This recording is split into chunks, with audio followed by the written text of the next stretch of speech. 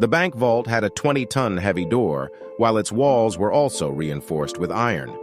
The makers were so sure of it that they didn't even install a security alarm in the bank vault, because it was referred to as an unbreakable vault. Its illusion was shattered when the criminals devised a master plan, outsmarted the security for a full 27 hours, and remained hidden in the vault. Welcome back, once again, to SBZ TV's videos, viewers.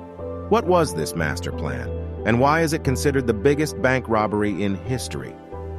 Before we discuss that, let's go straight to the day of July 19th, 1976. The sun had risen on Monday, and staff members had started arriving at Societe Generale Bank in the city of Nice, France. This bank was considered to be the most secured bank in the world and having the strongest vault till today. What happened was that according to the routine, the bank staff went to open the vault. It was a very heavy door with an extremely complicated lock. They entered the lock combination, but the door did not open. It's important to know that this door had faced issues several times before as well. Because it weighed about 20 tons, it often got stuck.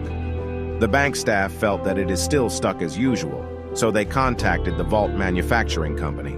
After half an hour, the company's experts came to the bank and started attempting to open the door. But the surprising thing was that even the experts from the company couldn't open the door this time. They made several attempts, but this door was not ready to open in any case. The matter was getting serious now because customers were waiting in line, and this was now a question of the bank's reputation. After 3 hours of trying, they finally decided to drill a hole in the vault's wall to see what was causing the door to remain stuck. There were no signs of forced entry on the vault door, and no marks were found on any of its 4 walls either. When they peered inside after drilling a hole using a heavy-duty drill machine, they discovered that someone had welded the vault door shut from the inside. This scene was quite hard to believe as there was only one way into the vault.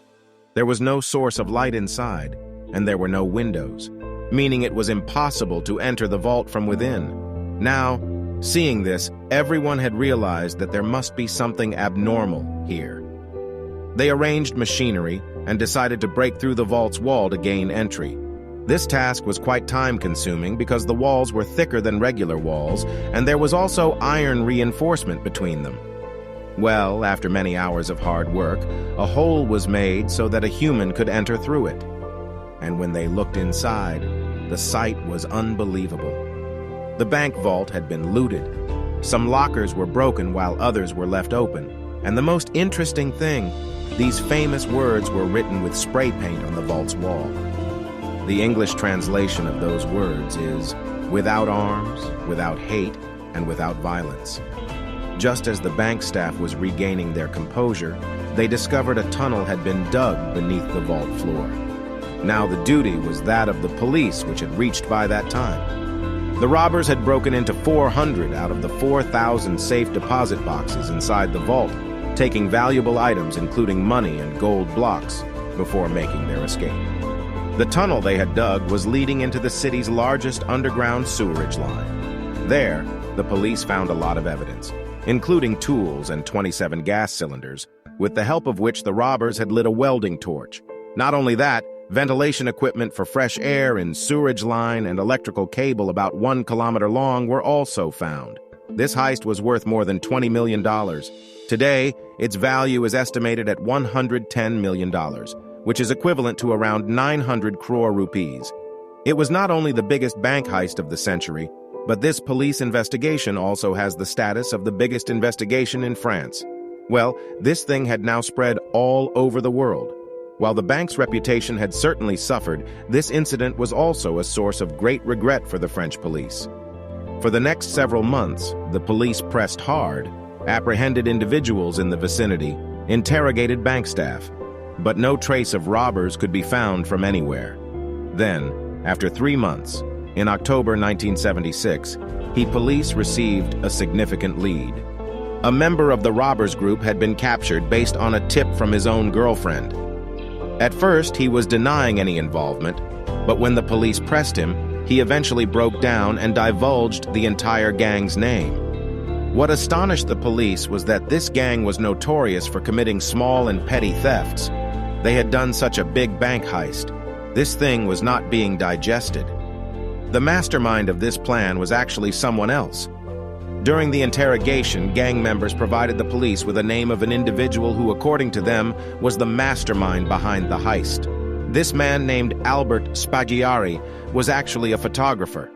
When the police arrested him, he did not look like a criminal from anywhere. Simple dressing, simple lifestyle, and lived in a normal house in the outskirts of the city. When inquiries were made with his neighbors, everyone said that Albert is a simple photographer who always minds his own business. But what the police were thinking about Albert Spaghiari, he was completely different from that. He immediately confessed to the police that he was the mastermind of the bank heist. The case was almost closed for the police, but it was just the beginning. According to Albert, he had previously taken a locker in the same bank, and on the pretext of going to the vault, he used to capture photos of all the things. He first kept an alarm clock in his own locker, setting the alarm for nighttime.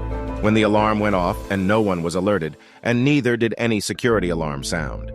So he had confirmed that there was no security system installed in the vault. Then he went to the city government office in the guise of an engineer and took out a map of the city.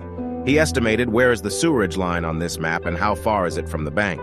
Then he calculated that after digging a 26-foot tunnel from the nearest sewerage line, he can go straight to the bank vault. Now this job required a lot of work, so Albert contacted a gangster in the city and told him the whole plan.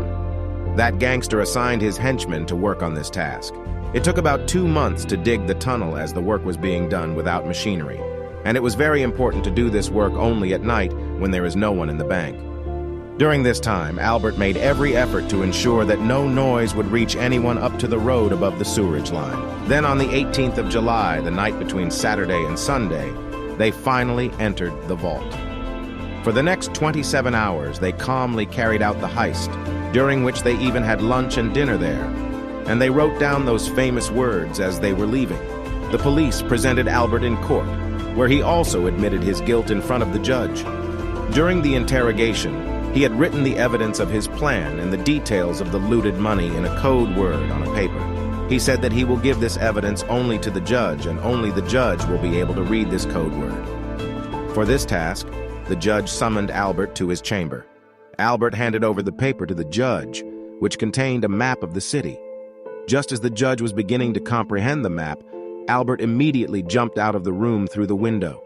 The room was on the first floor, and there was a car parked below it. Albert fell onto the roof of the car and immediately stood up and escaped by sitting on a bike that was already waiting for him. Despite the police's relentless efforts, they couldn't catch him. After several years, his interview was broadcast on a TV show in Italy, in which he mentioned that I had a keen interest in treasures from the age of 12, and I fulfilled this passion through this heist. It seemed like he was teasing the French police through this interview.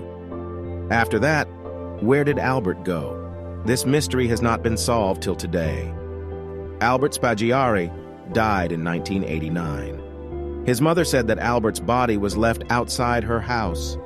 I hope you will like and share this video of SBZ TV. Thank you for your love. Subscribe our channel for more mysteries.